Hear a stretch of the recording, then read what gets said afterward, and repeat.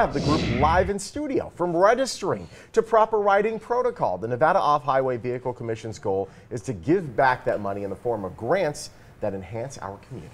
Get in and put your belt on, because here to take us off-highway is Sue Baker. She's the vice chair of the Nevada Off-Highway Vehicle Commission, and Ellen Guerra, a registered off-highway vehicle user and a serious off-road enthusiast. Good morning to you both, ladies. Hi, ladies. Good morning.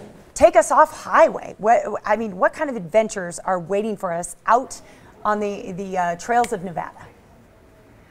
All kinds of adventures, and that's the coolest thing about the new website that we created, is that I think a lot of people in Nevada didn't realize all the trails we already have here. And so one of the big things that the Off-Highway Vehicle Commission has done through our marketing partner Laura with MXT Media is to create a brand new website, and we've put all the trails on that map on that website, and our goal in the future is to be able to have them be printable and downloadable to your GPS. For right now, if you go to the website, you can at least see those trails and see all the adventures you can have throughout the state. It really is cool. I will warn you, your microphone's dying. We're probably getting you new batteries. Right now, we're going to move over to you for a second. Let's do it. What exactly would be, I've been off-roading with a friend of mine who has a Jeep. I've tried off-roading with my Volt.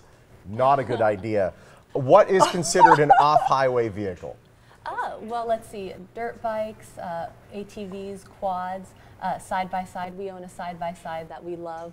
We have small children, we love throwing them in there and just having a great time. Yeah. So all those wonderful vehicles. We were just looking at a few pictures. I mean, these are some of the many approved off-road vehicles, and you were in one of those first photos with your family. But I mean, you know, what is it like to go out for a week? What do you love about connecting with the off-highway experience? Yeah. Well, it gets us to places we'd never be able to reach otherwise. Yeah. You know, it gets you further out to, you know, you couldn't hike to those spots. Oh, right. But getting there with a side-by-side or an off-road vehicle, you get there, you get to see a part of Nevada you've never been able to experience any other way.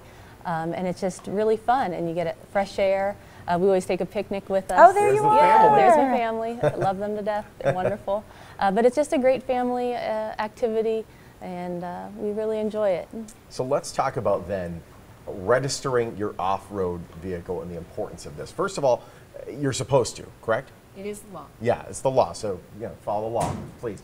But what are there's benefits to doing this as well? Well, there are benefits, and the thing of it is, we're not sure if people aren't aware or if they're just scared with the process. But we do encourage people to do it. Right now, we're thinking, unfortunately, only about 10% of the people who own off-highway vehicles register them. Wow. Oh, wow. When you buy a new vehicle, the dealership will do it for you if you buy it in the state of Nevada.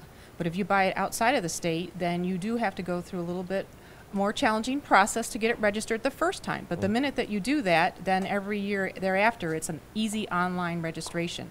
And so for the law has only been in effect for 4 years, and so the people who owned them before that didn't get that new dealership experience to register, and so it is cumbersome a little bit in that they have to take their machine to a dealership to get the VIN number verified and then mail in the application. But once you do that the first time, again, renewals is easy and online. It's $21, and if everybody in the state did it, there'd be so much more money that we could do to fund new trails, signage, the mapping, the GPSing.